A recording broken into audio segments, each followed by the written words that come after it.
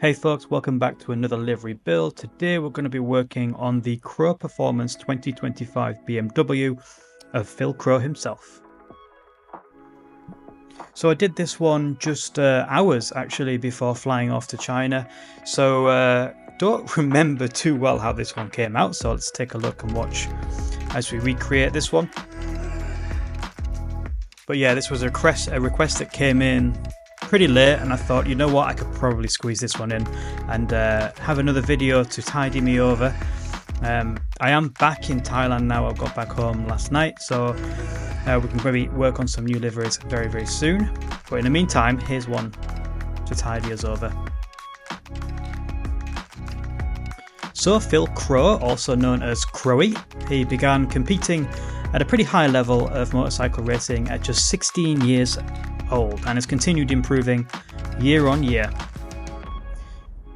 Hailing from Market Racing in Lincolnshire, quickly made him a name for himself in club racing as well as Thundersport events across the UK. What I read in my research, which I thought was quite impressive as someone who's done a lot of fitness training and personal training in the past, back when I lived in England, he had a monumental transformation. Like, wow. At one point, he weighed approximately 24 stone, which is around 152 kilograms.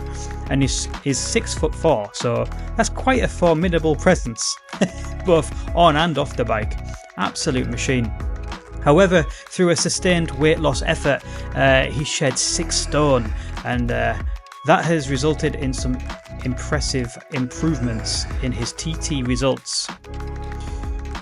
So, in the Isle of Man TT, he made his debut quite some time ago, 2014, in his very first race, finishing 45th in the Superstock race, and he recorded an opening lap of approximately 114.67 miles per hour, later reaching that week 119.17 miles per hour, so that's some steady increase.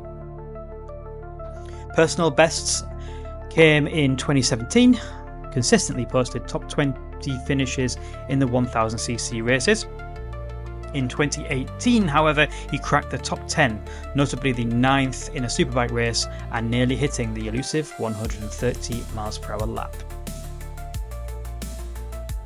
More recently, with 10 seasons now under his belt, in 2024 he finished in the top 15 8 times and the top 10 twice.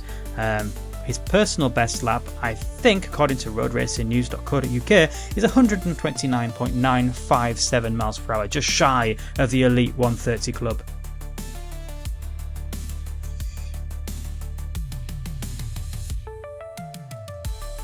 Elsewhere, he was also known for, I think in 2020, stepped in last minute to offer a provider bike for Chrissy Rouse, if you remember, in the National Superstock Championship, National Superstock 1000 Championship in the UK, very generously, and we know how well that went as well. Chrissy Rouse was fantastic on that Crowe Performance BMW, later gaining a ride in the British Superbike Championship. So he knows what he's doing when it comes to bikes. Crowe Performance is founded and run by Phil. It's a motorcycle specialist workshop in Market Racing, offering ECU remapping, dynojet tuning, suspension services, engine rebuilds, all that stuff that I don't know too much about. I like to make bikes look pretty, but underneath, I'm not sure. But he's pretty renowned for his hands-on technical know-how, and customers have benefited from this deep knowledge, like power commander installation, Woolwich ECU mapping, and that kind of stuff as well. So he has supported other races and titles in that British Supersport National 1000 Championship too.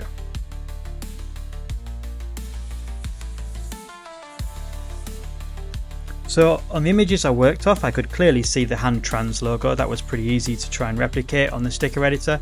Others not so much. The number, there was a couple of angles, but I think what I got was pretty good.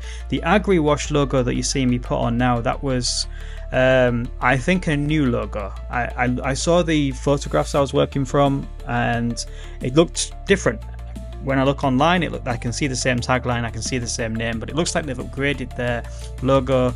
So just to get a really good clear image of what I wanted to create, I went and created their new logo. So if you do see some older photographs of this Crowe Performance BMW, you might see that the AgriWash logo is a little bit more older, and it has got kind of an old look to it. This whoever designed this new one, props, it does look, brings it way more into the 21st century. But we're making really good progress. We have the number, we have the key sponsors. I'm just going to shift some of those lines up to try and fit. You'll see that there is some kind of swoosh detail that goes along. That kind of swooshing detail is pretty hard to do. I find that this shape was not the easiest, but to try and get that that looks alright to me. You need to play around with shapes a little bit to try and get what you really want. No shame in changing different stickers to try and create the right look.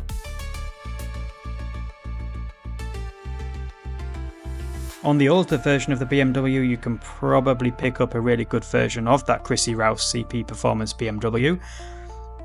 However, this is the first Crowe Performance BMW of 20 on this new model of BMW that I've seen, so that's why I wanted to do this one quite quickly.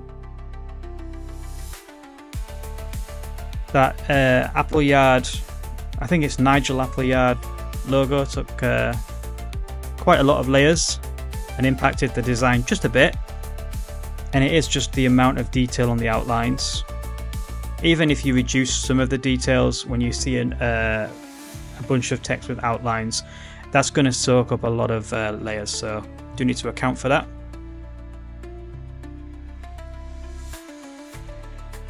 But it's taking shape pretty nicely. I don't particularly think this one's going to be a very difficult or long livery to create. I've got the Tsubaki sticker on there as well, if you remember the Storm Stacy livery we created a couple of weeks back. Repurposing that sticker, just changing the colour. Do try and hold on to your stickers if you think they are going to be useful for future replicas. If not, and you've definitely run out of space to save some more stickers, what I recommend you do is you change your sticker to black and then also to white and share them in the public library, so you can still grab at least a black and white version in future if you need. But if you do make a sticker that looks pretty good and you haven't got too much background blacking out, then do share it and help other people create liveries they want to do as well.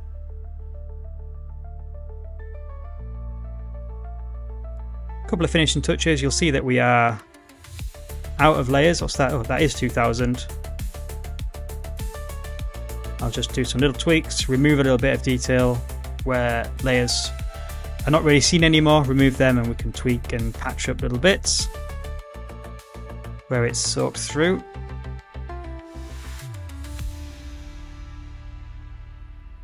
Always do give your bikes a good look over before you finish and save, especially share. I do try and remove the depths to stop things from bleeding through, but it doesn't always work. I'm just human, I miss some things.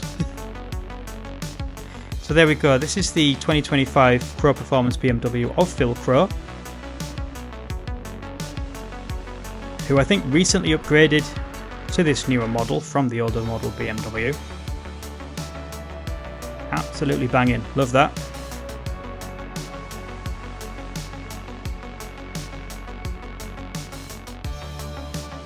I didn't have time to create a suit because it was literally as I was leaving the door to head off to China, so if we take it for a spin, we'll be doing so with the Chrissy Rouse suit that I made quite some time ago.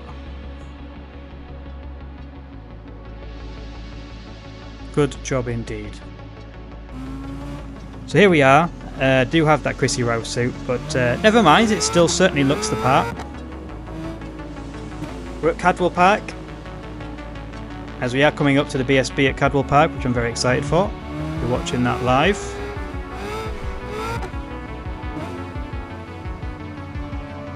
But yeah, looks great. Really like how the dark blue came out, matches the photos perfectly.